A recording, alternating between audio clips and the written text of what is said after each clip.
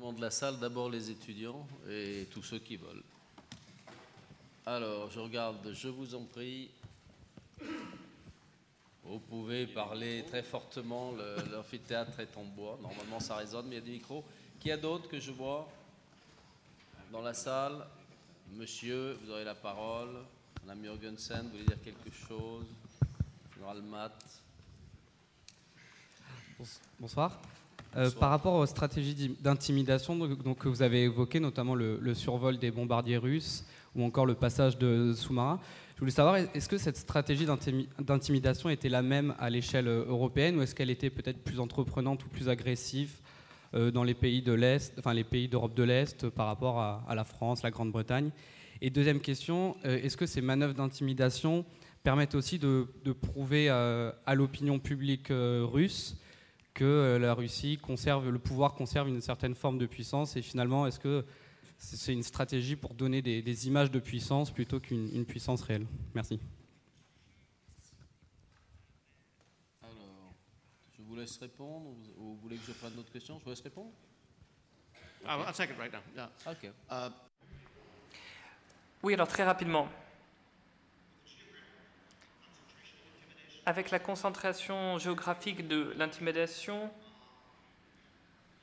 et les cibles choisies, vous savez, quand vous avez un bombardier qui survole l'Europe,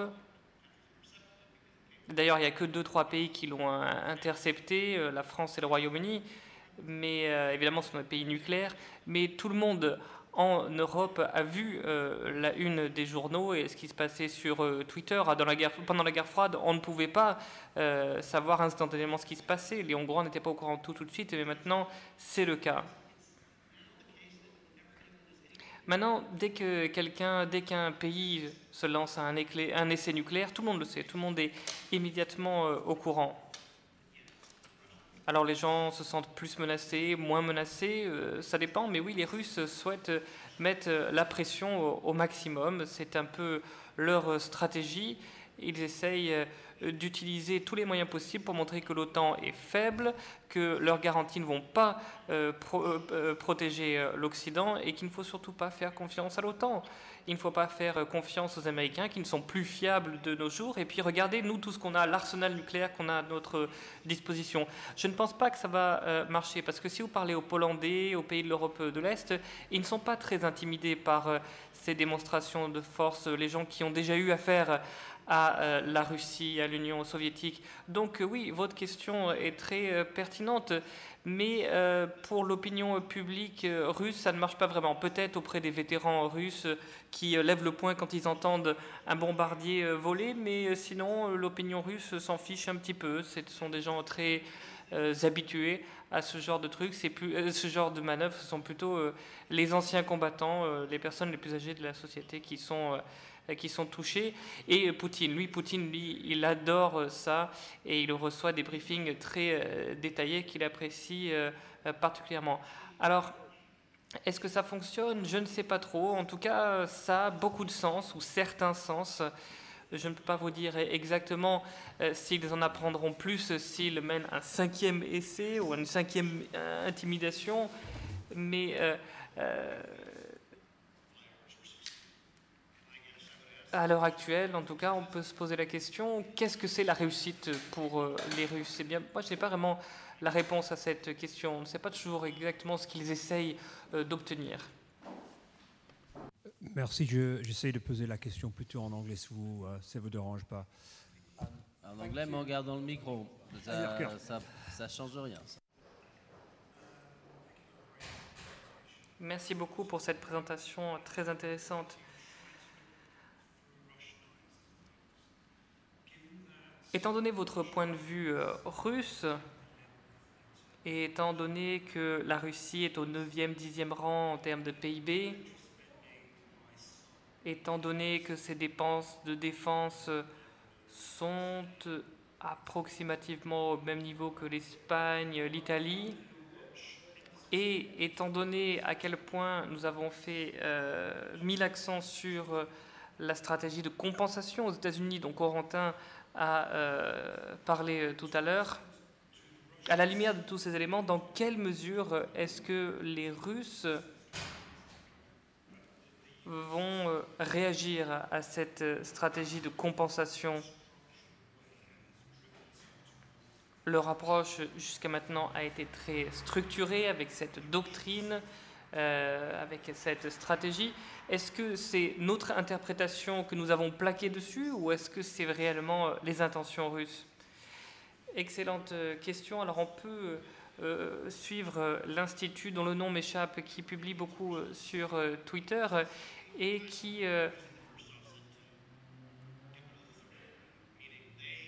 communique beaucoup sur la stratégie de compensation. Fondamentalement, dans le cas de la non-prolifération, on parle beaucoup de ça. C'est vrai que c'est une armée à très bas coût d'avoir un arsenal nucléaire fourni. Mais là, on en revient au spectre d'options, à l'échelle d'options dont je parlais tout à l'heure. Regardez ce qu'ils font en Syrie, par exemple. Oui, d'un point de vue des capacités pures,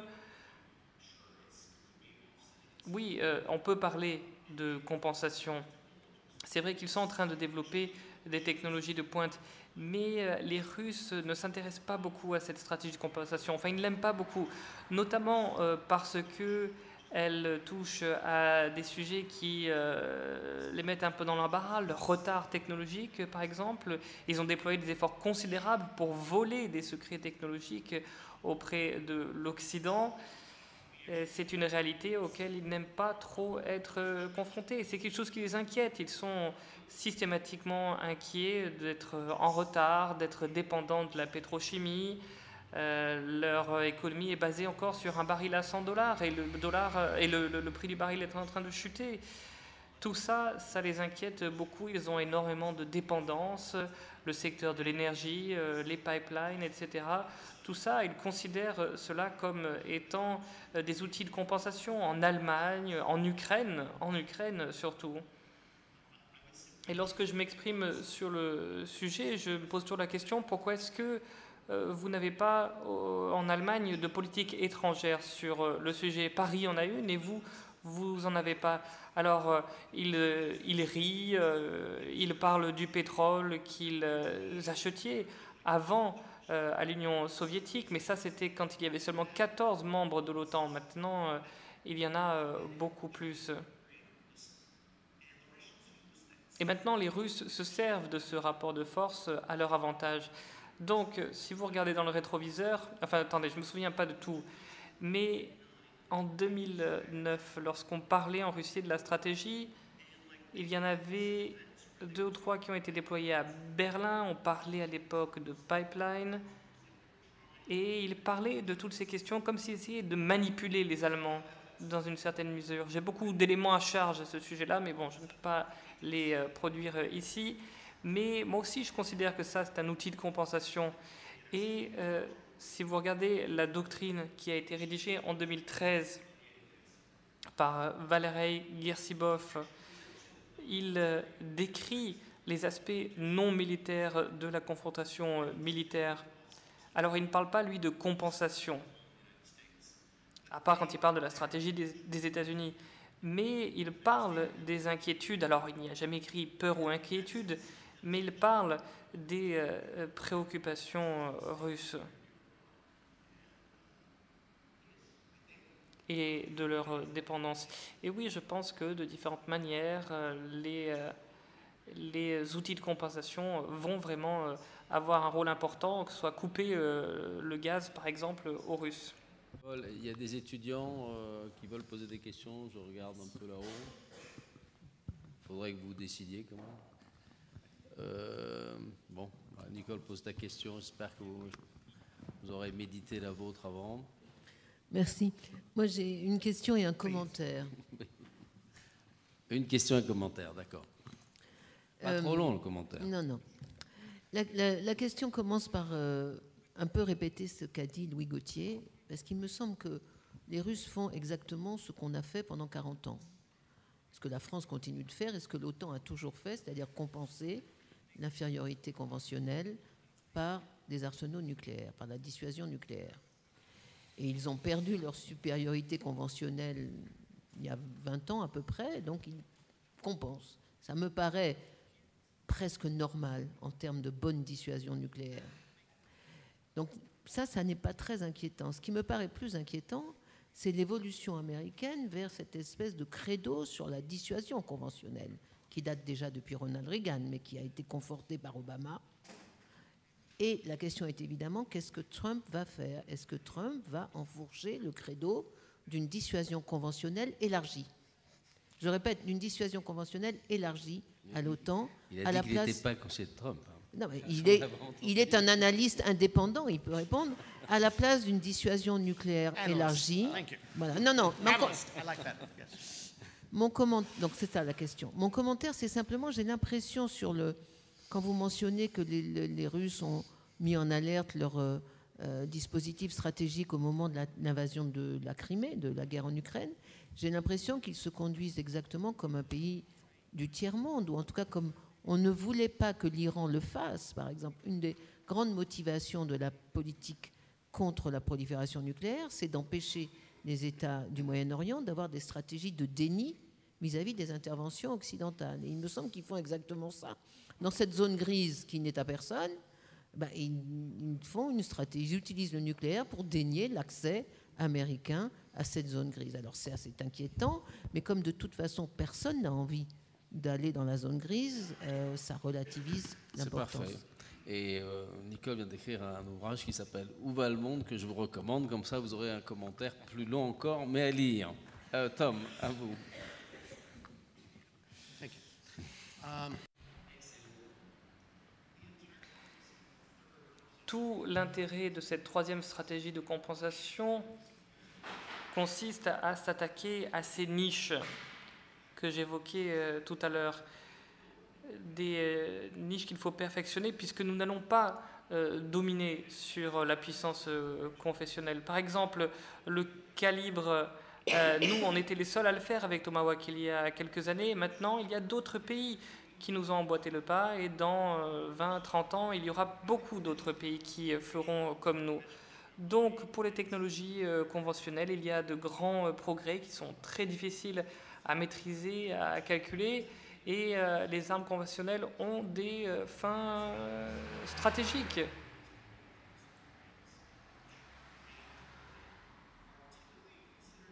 Toutes ces armes sont considérées comme étant des armes de dissuasion. Bon, elles sont beaucoup moins dissuasives quand on s'en sert, évidemment. C'est là que se situe la ligne rouge qui est parfois franchie pour contraindre plutôt que pour dissuader. Les armes de Paris étaient des armes de terreur. Et parfois, quand aux États-Unis, on parle de capacités conventionnelles, que ce soit des B2 à longue portée ou autres, on parle d'armes conventionnelles. Mais ce n'était pas tout le cas. En fait, notre ciblage dans ces théâtres de conflit, de guerre, prennent en compte beaucoup de paramètres que les Russes ignorent complètement. Et en fait, nous avons retiré des brigades sous Obama avant que la situation se détériore avec la Russie, mais avant la Crimée, avant l'Ukraine. Mais moi, je me souviens d'une époque où on se posait énormément de questions aux États-Unis. Et puis après, il y a eu la Crimée et il y a eu cette initiative pour nous rassurer de la part de l'Union européenne. Et d'un point de vue russe, ça ne change pas vraiment la situation. Enfin, ça n'a pas vraiment changé la situation. Ils se sont dit qu'il y avait des troupes qui seraient envoyées au sol. Voilà tout. Et pour moi, il ne s'agissait pas du tout de dissuasion.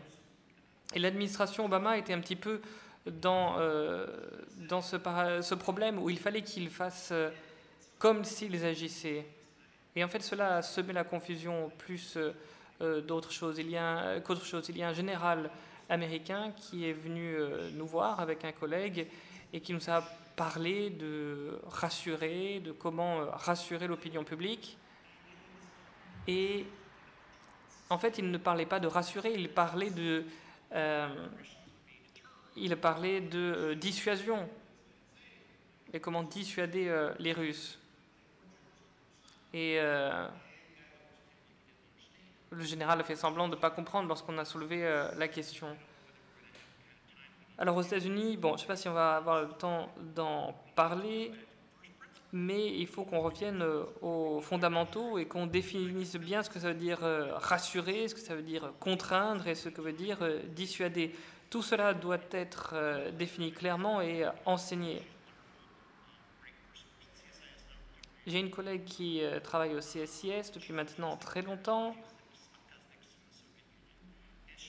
Et moi, je parle russe, alors pas aussi bien qu'elle, mais on était avec ce même général et on s'est rendu compte qu'il y avait de moins en moins de gens qui parlaient russe, beaucoup qui lisent les articles. Et nous, on a dit, ben, nous, c'est ce qu'on fait toute la journée, on lit des articles en russe et parfois, entre nous, on parle russe.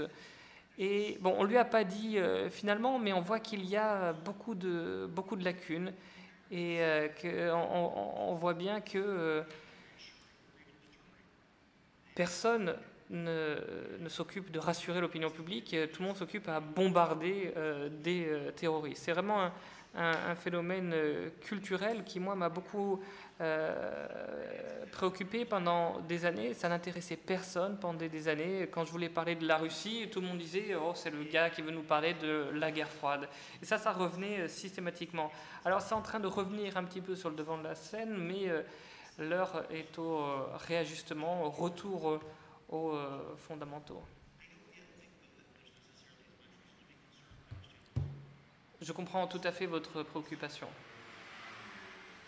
Tout à l'heure, mais avant, monsieur, je vous avais déjà la fois dernière donné la parole pour poser votre question, donc j'ai un terrible remords. Donc si votre question est courte, vous la posez, ensuite on passe tout de suite la parole à qui est là-haut. Juste pour signaler l'ouvrage de Guillaume Sérina, édition Archipel, qui annonce que 30 ans après le sommet Reagan-Gorbatchev à Reykjavik, a été un élément fondateur, puisque cet auteur a interviewé Gorbatchev, donc ça sera son testament.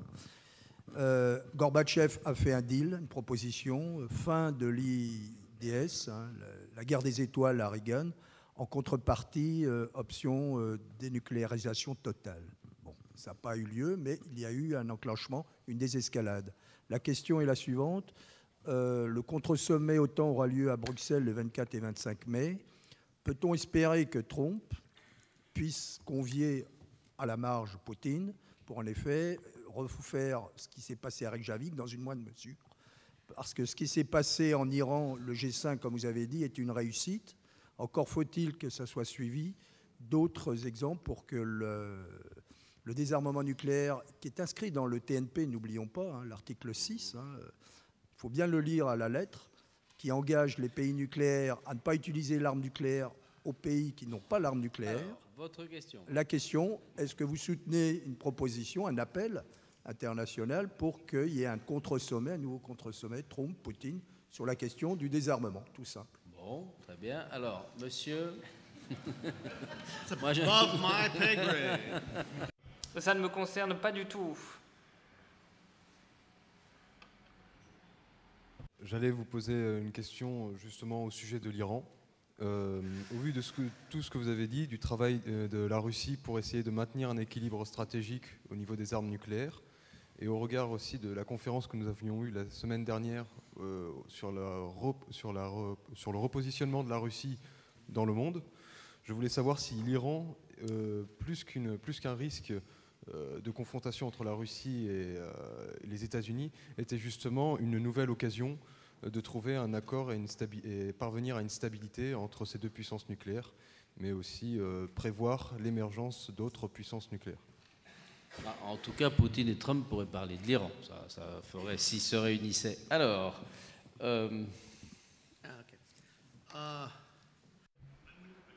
Alors bon, moi je ne le conseille pas du tout. Mais écoutez, les Iraniens, comme vous le savez, ont accueilli les Russes récemment avec des bombardiers. Ça ne s'est pas très bien passé, puisque pour Téhéran, ça ressemblait à l'époque où la Russie était encore impériale et se partager le pays avec le Royaume-Uni. C'était en 1907. Il y a des gens au Moyen-Orient qui ont une excellente mémoire, et c'est une bonne chose. Mais je ne pense pas qu'il faudrait mettre Poutine et Trump dans la même pièce et puis leur faire parler de l'Iran. Moi, je pense que vraiment c'est une très mauvaise idée. Il y a un film que j'aime beaucoup qui s'intitule Quadre C. Moi, en tant qu'analyste, j'essaierai d'être un peu plus prudent et je m'attendrai aussi que Poutine ne soit pas au sommet du mois de mai. Regardez, la semaine dernière, Trump a dû annuler sa visite officielle au Royaume-Uni à cause des manifestations. Il y a beaucoup de travail à faire en amont de ce type de réunion. Et ni Trump ni Poutine ne souhaitent forcément se rencontrer rapidement. Ils ont chacun leurs objectifs politiques. Mais on ne sait pas s'il y a forcément de très grandes convergences.